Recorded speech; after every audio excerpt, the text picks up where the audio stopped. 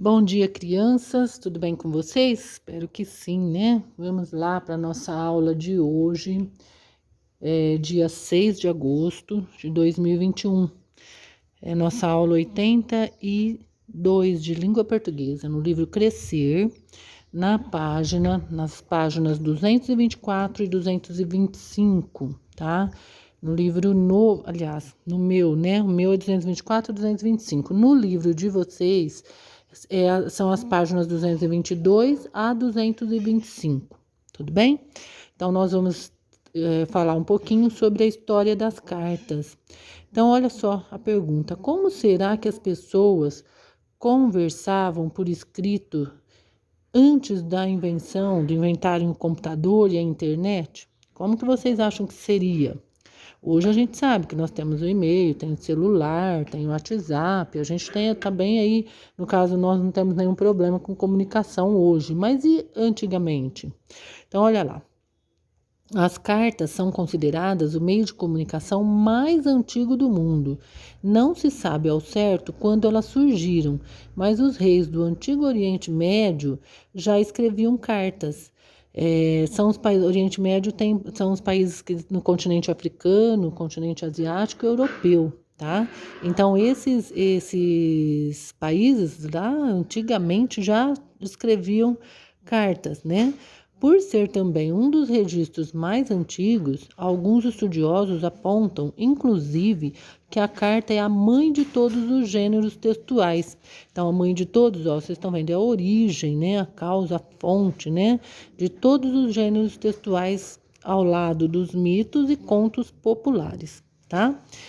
Já no Egito, mais de 4.000 anos antes da era cristã, já existiam os sigmanaces, que são os mensageiros que levavam recados escritos a pé ou montados em cavalos e camelos, tá? Vocês estão vendo a ilustração exatamente para dar essa noção aí de como seria, né, essa comunicação, tá? Então aqui vocês estão vendo os camelos e as pirâmides, Gizé, Cairo e Egito, tá?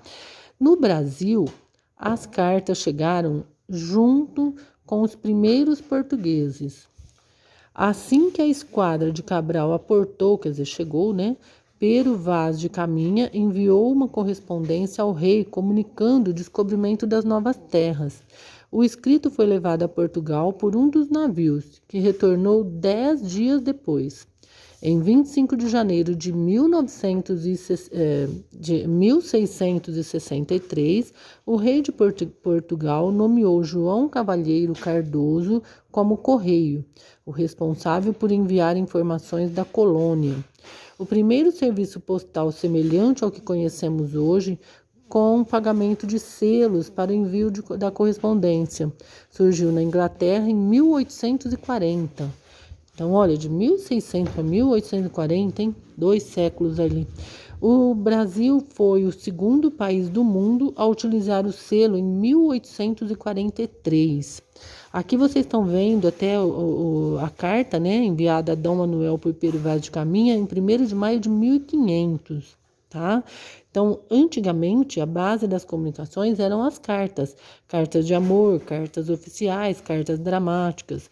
Depois veio o telefone. Todo mundo se ligava, por mais cara e pior que fosse a ligação. Agora, com a evolução tecnológica, tudo se resolve através do computador. E, mais atual ainda, através do celular, né, que nós temos aí. Então, vocês podem observar aqui como o papel, né, da época, vocês podem ver que era um papel bem grosseiro também, o papel não era feito por celulose naquela época, tá? Então, era um papel muito mais grosseiro do que o utilizado hoje, certo? Então, vocês podem ter uma noção de como era difícil a comunicação. Às vezes demorava, como foi citado aí no texto, 5, 10, 15 dias aí para chegar a notícia, né? E aí nós vamos percebendo toda a modificação aí das comunicações ao longo do tempo, né? Então agora, na próxima página, vocês vão responder de acordo com o texto. Por que a carta é considerada a mãe de todos os gêneros textuais? Então, o que a gente viu ali? Que a carta, ela tem... ela é considerada a mãe de todos, né? Ela tem a origem, né? Como as cartas chegaram ao Brasil? Então, de que forma elas vieram? Vieram através... Vocês podem voltar lá. No Brasil, as cartas chegaram junto com os primeiros portugueses, ó. Então, é só vocês anotarem na questão ali. Por que atualmente os e-mails estão cada vez mais substituindo as cartas? Então, o que acontece? Os e-mails, qual a diferença, né, dos e-mails e das cartas? O e-mail ele chega muito mais rápido, né? E as cartas não, levam mais tempo, 2 dias, 1 dia, dependendo do local, tá bom? E aqui a número 3, converse com uma pessoa mais velha da sua família para saber se ela tem uma carta bem antiga para lhe mostrar.